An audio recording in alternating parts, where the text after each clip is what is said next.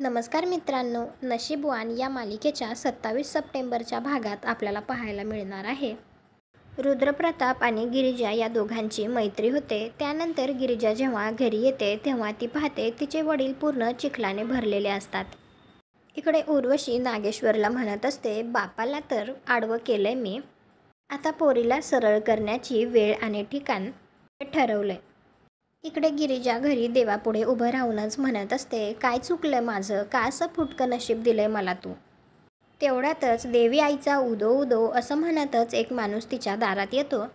तर गिरिजा बाहेर येते तर तो माणूस तिच्या समोर म्हणत असतो, संपला तुझा वनवास, तुझ्या शत्रूचा होणार नाश, हेच त्याचा फणा, तेव्हाच तुझ्या नशिबाला येईल घास, असं तो माणूस म्हणत असतो.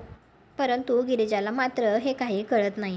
इकडे नागेश्वर मागे बघतो आणि म्हणत असतो, कोण आहे रे. तेव्हा तिथे देवी उभारल्यासारखे तलवार घेऊन उभारलेली असते. तर नागेश्वर म्हणत असतो, माझे 100 अपराध भरलेले नाहीत अजून, माझा पापाचा घडा भरलेला नाही अजून देवी आई. आणि तो हात जोडून बसलेला असतो. तेवढ्यातच त्याच्यावर तलवारीचा वार होतो. तुम्हाला काय वाटतं, खरंच आता नागेश्वरचा शेवट होणार असेल का? कॉमेंट करून नक्की सांगा. व्हिडिओला लाईक करा, आपल्या मराठी मालिका चॅनलला सबस्क्राईब करा. भेटू उद्याच्या भागात.